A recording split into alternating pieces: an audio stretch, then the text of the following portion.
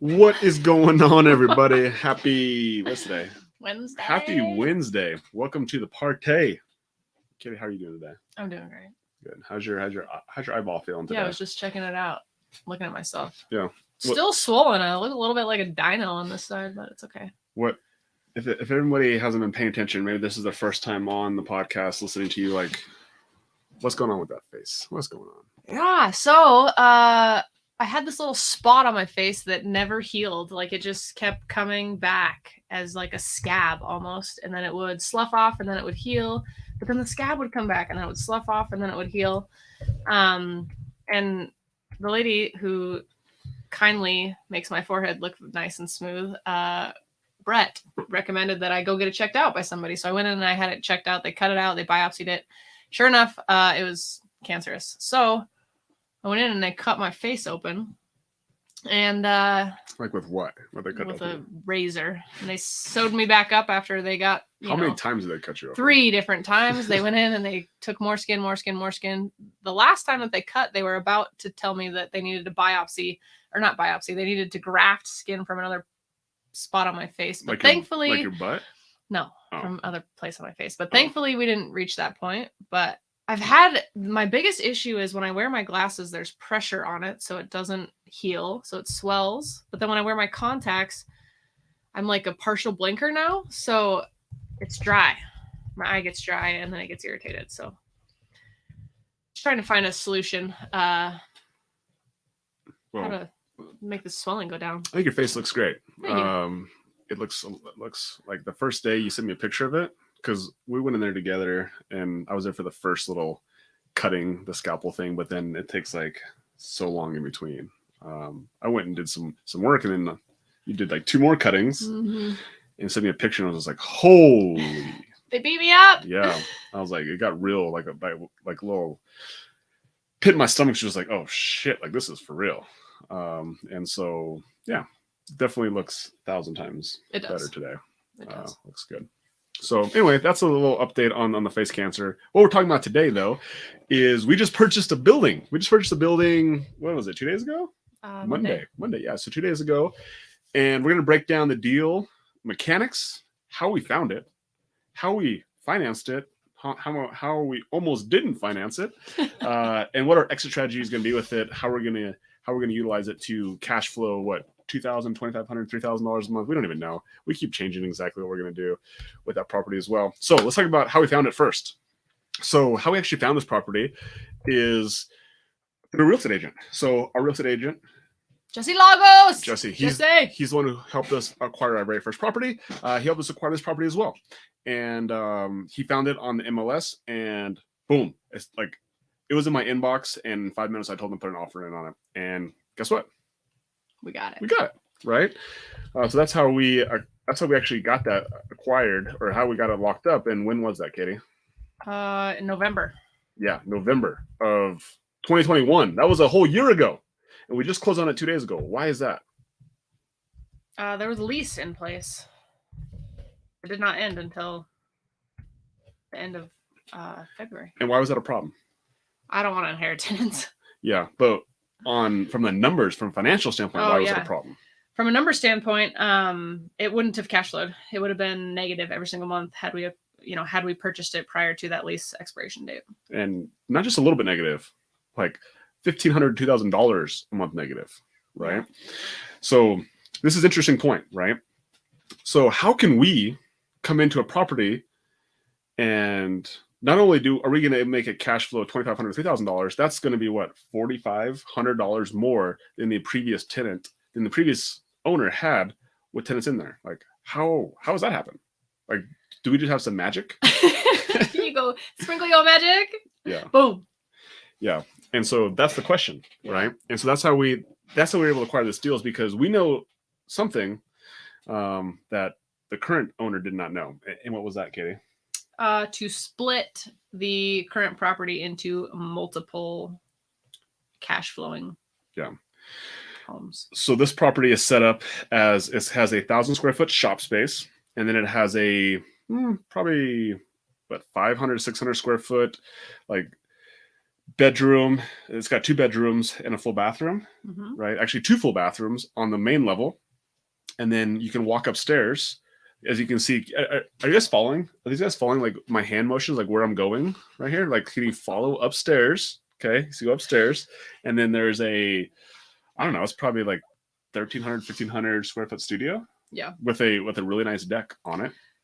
So actually, when the current property is it was leased as one entire lease. So they like leased the warehouse space and they ran a barbershop out of it. And then the living quarters is a 2-bedroom, 2.5 bath. And the way that it's set up is there's 2 bedrooms and 2 baths downstairs. And then there's a half bath and a kitchen upstairs. So Logan and his like crazy, this is follow me through the house this way, that really like we do not see eye to eye when he starts talking like this. Like I don't follow him through the house, but he somehow came up with, we need to turn the basement of the living quarters into its own unit. So it's a 2-bed, 2-bath, and we are basically going to put a kitchen in. We're going to take out one of the bathrooms or one of the bedrooms. And we're going to put a kitchen in there. So it'll be a 1-bed, 2-bath with a kitchen. And then upstairs, he's like, all this bathroom needs is a shower. There's plenty of space for it. Like we just need to put a shower in, and this can be a studio with a full kitchen. So he separated the living quarters into 2 different units. Yep. And then the warehouse itself can be another live-work situation where we can actually put living facilities. We can put, running. There's already running water out there, which is great. But we can make a kitchen and a bathroom out there. And then people can live and work out of just the warehouse space instead of living and working out of the entire thing. He can just have the 1,000 square feet. Yeah, it's crazy. And so here's the coolest part is that the previous owners had rented the entire building out for $2,400. We're going to get just the shop space because we're going to put an apartment in the shop space as well for $2,400, just in that one little spot. Each of the residential units, we originally were going to Airbnb one, we were going to long-term rental the other one. Since we decided just long-term rental both of them to start with, short-term rental is always an option, but because we can get $2,400 out of just the shop space, we can get $1,500 on the lower residential and $1,500 on the upper residential. That's going to be $3,000 plus $2,500, which is $5,500. Our mortgage, we're about $3,000 ish in. I think just a little bit above that. So, what's that cash flow? $2,500 ish, right? $2,500. I would account like just take $500 out of it for whatever expenses that we do not know about, and let's just say cash flow is $2,000. That's pretty good. That's pretty good. Is it better than negatively cash flowing $2,000, which is what was going to happen if we had to inherit this tenant? And so I think that is the value in being creative on the exit, right? And we're going to talk about how we actually got creative on the financing piece of it as well. But the reason why this property worked at all is because we got creative and we turned one into 3 properties. Now, people are thinking like, "Oh, this is a great idea, Logan. This is a good idea," but are you going to be able to do it? So, okay, why are we so confident that we can do this? We have previously done it. Oh, Logan, you're so slick, right? This is not our first time. We did this exact same transformation on a property last April. And the reason why we know that property works so well is because we got a freeloader living in that property, and it still cash flows $1,500. She's not a freeloader. My mother put down the capital to buy a property with us, and she lives mortgage free. We pay the mortgage with the 2 other units. Yeah. So if you guys want to see actually what we're doing, there's another video on my YouTube. So if you're not on my YouTube, go to my YouTube at Logan Lee Manzanares. If you're on my YouTube, it's my headline video. I made a video of how we partnered with Katie's mom. Okay, we partnered with Katie's mom. She put a down payment down on a property that we partnered with, and our agreement with her was that she put the down payment down and she had 0 monthly payment after that. We would cover all the expenses outside of, I think she pays utilities and her own internet maybe. Mm-hmm. Outside of that, we cover everything. And so how we're able to do that is we did this exact same strategy. And we have one unit that pays for the mortgage on that property, and then the other unit cash flows $1,500 a month. And so we literally just use that same exact template, and we're going to apply it to this property. That's why we're very confident that it's going to work, because we've already done it, which is pretty cool. So that's why when I saw the property come on in my inbox from our agent Jesse, I was like, now, take it down. Now we needed that on that contract 5 minutes ago. Yeah. So how did Jesse know that you wanted this type of property? Why did it come into your inbox? Oh, because I told him I wanted it. I told him all the live works that you find on there, you don't even need my permission. Just write a contract up. I didn't care what the price is. Because ironically enough, what we paid for the property that we did with your mom, this property was almost $100,000 more. And it still makes sense by $2,000. So I'm still telling Jesse. We want all the live works. We want all the live works. Give them all to me, right? Because I understand how we can make these things work. With that being said, did we have some issues with this property? Yeah. Okay, so let's tell an amazing story. You ready? Yeah. Okay. I'm gonna set my Sprite 0. This stuff is amazing, by the way. We go through a lot of that Sprite 0. So we got this property under contract in November. We didn't close on it till 2 days ago. That is, how long is that? That's like 2, 3. It's like 5 months. Nah, it's 3 months, I think. Oh, it's March. December, January, February, 3 total months. 4. Okay, 4. 4. We were both wrong. We were both wrong. 4. So 4 months in between. And so a lot of things can happen in there. Like, we had our financing right away. We had it set up. I have a good relationship with a banker who we literally did this exact same property with in April. Like, that's the banker that we were using, and so everything was good to go. We had all our stuff in there, and then we were set to close. Actually, last Friday we were set to close on Friday. Last week we were at an investor club meeting down in Utah with Chris Crone. It's amazing. It was an amazing experience. But Wednesday morning I get an email. Katie, do you want to tell the people what that email was? Yeah, we're sitting in this mastermind, and I look over at Logan's phone, and it says it was actually a text message from Jesse, and Jesse said, "Looks like Intrepid's a no-go." And I was like, "Huh?" So Logan goes to his email, and his email says, "We can't finance this property." From the banker, who, mind you, we gave all of our financials and everything. He had them all from a previous property. Didn't ask for any other information, and we've had this under contract, and he's known about it since November. And 2 days before closing, he says, "We can't finance it." 2 days before. Yeah. I'm sitting there like, okay. I literally just like chuckled a little bit. And it's funny that you said that, because you were right that I got the text from Jesse first. And then I look at my email inbox from the lender. I'm like, oh, awesome. Yeah, it was. And it's such a good property. It was like, my gut was just like, no, it's like a slam dunk. What is going on?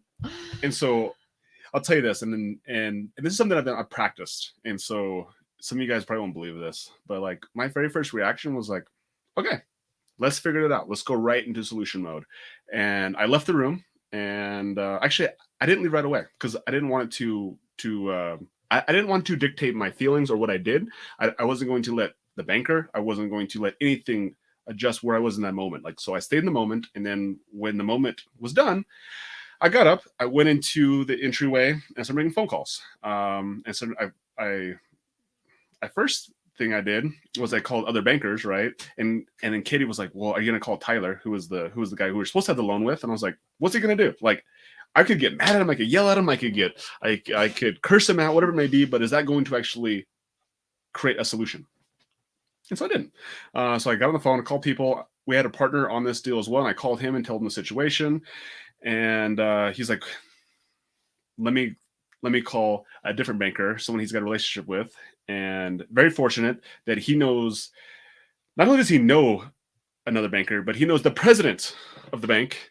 And he called a favor in. Let's just put it that way. And so this other bank hadn't even known about this property until 2 days before we're supposed to close on it.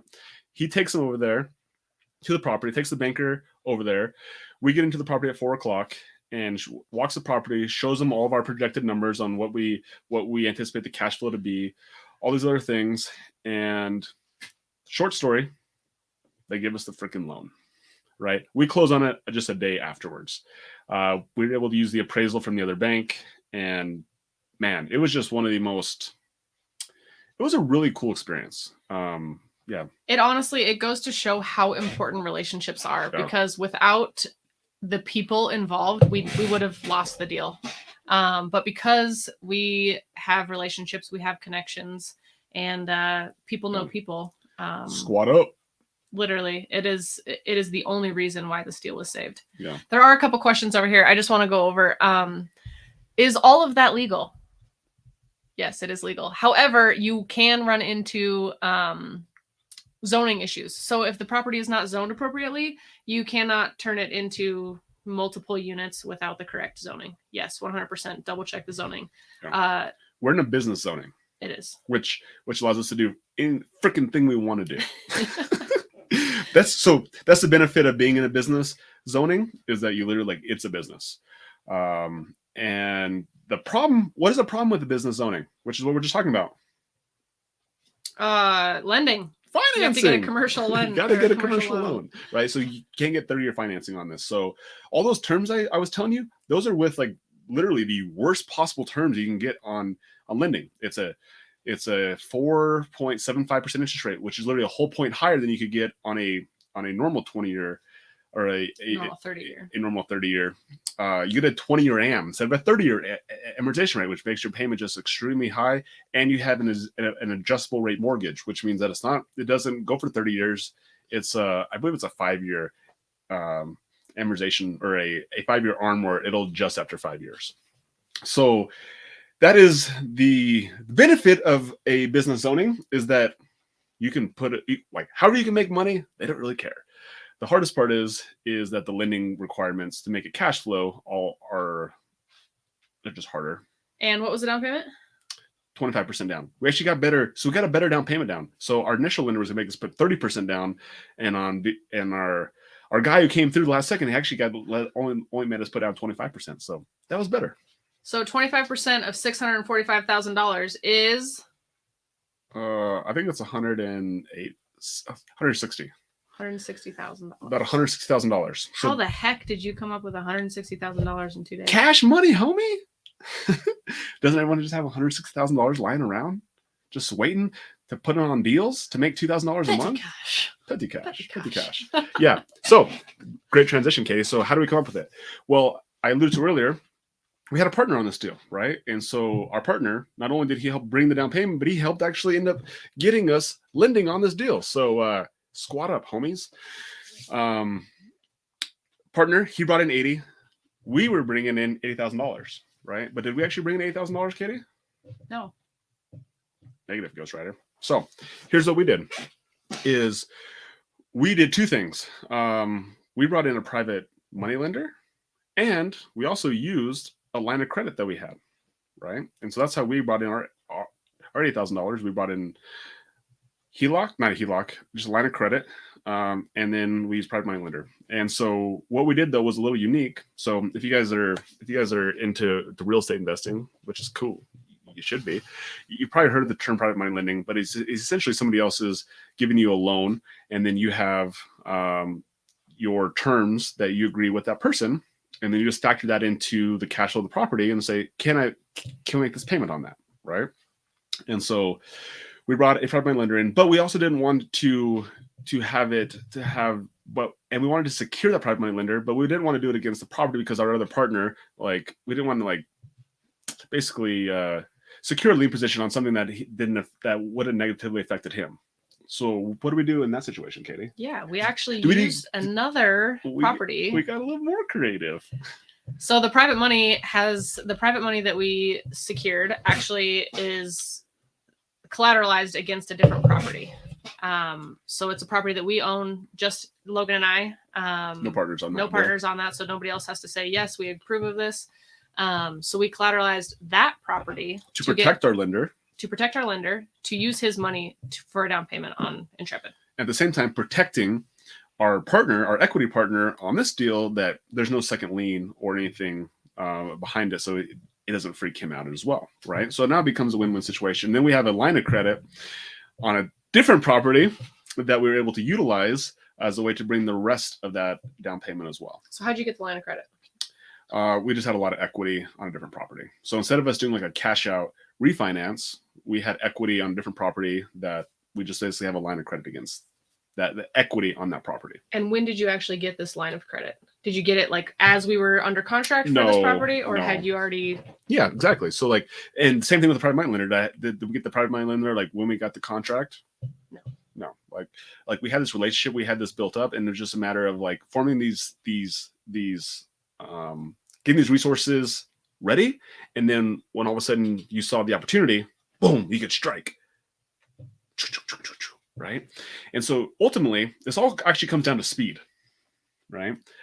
I think the biggest mistake people make is that all of a sudden they go find a deal and then they go look for private money. Then they go look for lines of credit, or they see a deal come in their inbox and they're like, let me go research this. Let me go walk the property. Let me go see if this is a good deal or not, right? You're going to lose, like you'll lose all day long. If it's actually a good deal, you will lose because somebody else has done their due diligence, done their homework beforehand.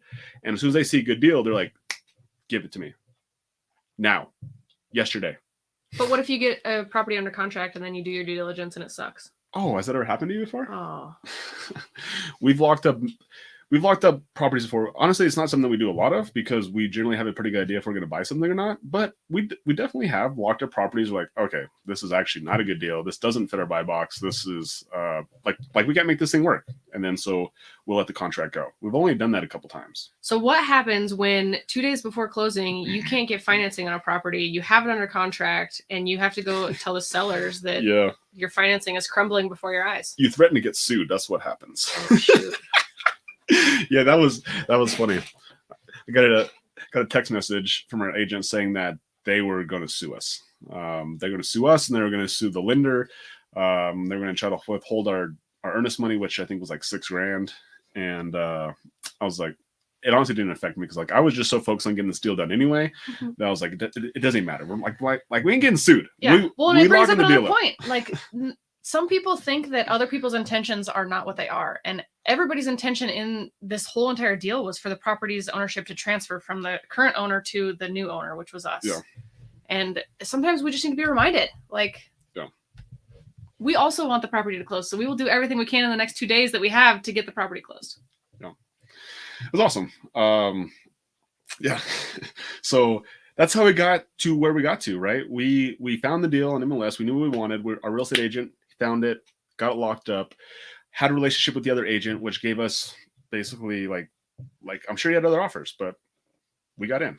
And then financing, we ended up getting financing last second, thanks to our equity partner, just like having that relationship. And then as far as financing, our equity partner, he financed half of it. The other half was on us, and we brought in a private money lender, and we used our line of credit to bring our $80,000 to the table. And so now the strategy, so then that's how we got into the deal. Now, like, what does it look like as we go into actually getting the thing rented out? So like I said earlier, we're going to break this into 3 different properties. So in order to break 3 different properties, can we just say, okay, you go here, you go here, you go here? Can we just do that? Or is there something that has to happen in between there? Construction. Oh, construction. Okay. So here's another skill and element that we have in our back pocket is you got to be able to have the team in order to get this done. So, Katie, we close on this property on Monday. At 2? At 2. At 2:30, I think, actually. When did construction start on this property? Was it Monday night or was it yesterday? Yesterday. Yeah. Yesterday, I got a message, a text, and a picture with guys that are in there doing construction, right? And so, again, one of the values is that when you have a team, you can just go faster. You can just go quick, you go fast. And Mike, our partner, who we partnered with on this deal, not only did he find the lending, supplied half the down payment, also got the construction team who's in there today, right? And we also have a construction team as well that will start next week on a different portion of it, so we can actually get this done again, slow or fast, Katie? Fast. Because why? Well, no one's paying anything right now. Exactly. So while ideally this thing will cash flow $2,000 a month, when there's nobody in here, who's paying for that? We are. Yes. Well, actually, our private money guy will pay exactly. for it. Exactly. Right. So ultimately, we're paying for this property when there's no tenants in there. And so our goal is to get in there as quickly as possibly can. So we have 2 teams in there. We have a team who's going to be doing the residential side, and we have a team who's going to be doing the shop side. That way we can get this thing rented out by April. And here's another secret, right? So we're actually not going to be paying, outside of paying construction costs, which we'll talk about here in a second. When's our first mortgage payment? I actually think May.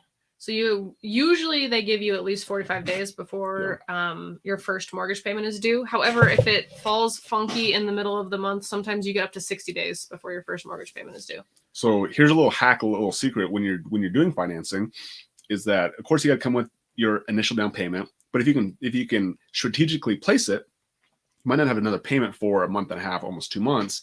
And so if you can get all your construction done or whatever or your what I call your runway done, where you're getting tenants in there, you're buying furniture, depending on whatever your exit strategy is, long-term, short-term rental. If you can get all that done within that 45, 60-day window, you can have tenants paying you, and that way you actually don't have any money out of your pocket because you don't have your mortgage payment for, again, that set time frame, 40 to 65 or 45 to 60 days.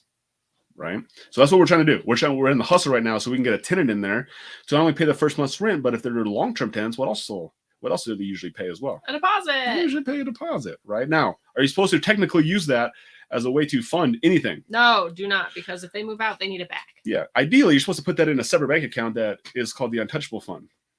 But is that really what happens? Yes. Yes. Yes. That's exactly what happens. I mean, like full transparency, like that's how you self-fund these type of properties. And then on that $2,000 a month, Katie, like, do we end up putting the $2,000 a month in our pockets? Like do we actually go and do we buy sushi with it? Mm-mm. But could we? Mm-hmm. We could, but we don't. We'll put that money back, and we'll basically create a war chest, a sleep well at night account. We'll basically put some money in the damn bank that if something happens, we can pay a deposit. We can pay for a furnace, a water heater. We can pay the handyman to go in there and fix a stupid garbage disposal or a dishwasher. I hate those things. I feel so bad for all of our tenants because they're about ready to They're about to lose all their dishwashers. Last month, I had 4 dishwasher calls. Their dishwashers were not working. You know how much money you can make on putting a dishwasher into a property? You know how much more money you can make? Yeah, 0. You know how much money dishwashers can cost you just one time? Like a couple $100. Yeah. Every single time you go in there. Sometimes just for labor. It's ridiculous. Everyone's sorry, if you're one of our tenants and you have a dishwasher, it's short-lived. Unless you're gonna fix it yourself. Unless you want to be responsible for servicing it. We just got a dishwasher. Personally, we have hand washed dishes for 2.5 years, 2 years. I don't know how long. It's an amazing experience to wash dishes by hand. It's an amazing experience to have a dishwasher. It's overrated. It's totally overrated. I might fight for the tenants in this one. We might keep dishwashers. We'll see. We're not keeping dishwashers. So with that being said, the goal is to get construction done as quickly as possibly can. So on construction, like how much is actually going to cost us to turn this 1 unit into 3 units? And what exactly is the scope of work? Do you know? I would if I had to estimate, I would say probably 20 to 30,000. Yeah. I would say it's probably closer to that 20,000. So our previous project we talked about what we did last year in April, it's going to be less work than this is, and it costs us 17,000. So my guess, but as April to this April, what has happened since then? Everything has gone up. Inflation, freaking inflation, really sucks, doesn't it? But does it really suck when you own real estate? Not when you own real estate. Not when you own real estate. So yeah, so the cost of it's probably going to be like 20, 25,000. It like, even though it's less work, everything else has got more expensive. So I know it's going to cost a little bit more. But 20 to 25,000, let's do the ROA on that. So if we're cash flowing $2,000 a month and we do it for 12 months, that's like $24,000 right there. So maybe that just pays for, so maybe our first year of cash flow just goes right towards construction costs. And then after that, it's just all free cash flow at that point. But is it really? How do these lenders get paid? Remember we talked about our private money lender, then we talk about our line of credit. Like, how does that happen? How does that get paid? Through the cash flow? Through the cash flow, right? And so our first private loan, our private money lender who we used, I think his payment is like $350-ish a month, and then our line of credit is a little bit less than that. It's like $300 a month, so it's like $600. And so if we split, which by the way, like every single partnership has, like, you create these terms amongst itself. Our our partnership in this specific example, like we actually don't take any of the distribution. We just leave it all in there. Our goal with this specific partner is we just want to buy as much real estate as we possibly can with them. And so like we don't necessarily split our cash flow, but like how we conceptualize it is that like he gets 1,000, we get 1,000. From our 1,000, we're paying out, let's call it $650 of that towards our lines of credit and private money. And so we're still cash flowing $300 with literally no money. What? In the deal. You're cash flowing $300 with zero money down of your own. Yeah, true free cash flow. But again, all that money actually just stays in there. Yeah. So, like, I don't know if you guys followed this. I'm gonna pull a pace here and slow down and go backwards, do numbers. Do you feel like pace right now? Yeah, look at this. I feel like pace. Yeah. No, we need to go backwards though, because okay, so let's say we project $2,000 of cash flow.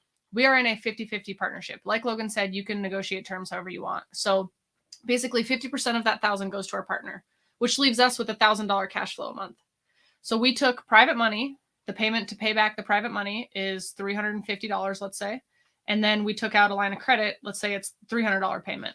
So we have a cost of $650 every month, but our cash flow is $1,000 every month, which leaves us $350 a month of cash flow. That's good.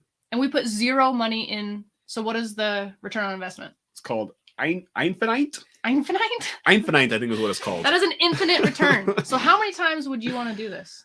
Well, the question is not how much I want to. Now I just have to, because it doesn't cost me anything. So who wants to be our partner? It doesn't cost me any money. But what does it cost? Knowledge, time, resources. It costs a lot of legwork. So as much as people want to say your return is infinite, cash money, homie, it is what it is. Like money is easy come, easy go.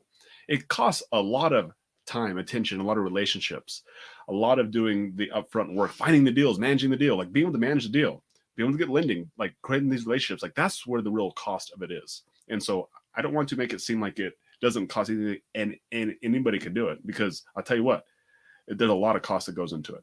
But cash money, homie, like one of the resources that I think holds a lot of people back, $0.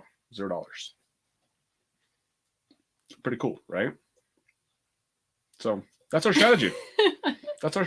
So hopefully you guys, hopefully you guys got down on that. Hopefully it made sense. Hopefully maybe it broke some beliefs, maybe gave you some strategies, some tips on how to get creative, not only just on the financing side of it, but also how to get creative on the exit strategy as well. And like, what's our long-term goal with this property? I was gonna say exit strategy is like. Well, exit strategy is like, what are you gonna do with the property? Yeah. That's why.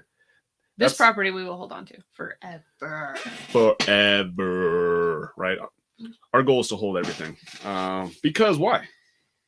Why would you sell a cash flowing property? Yeah, and that's what the rents are today. Like, if you think inflation has hit us in the last 30 days, 60 days, like imagine what it's going to be the next 5 years, 10 years. Like this building is going to be like over $1 million, and it's going to be paid down.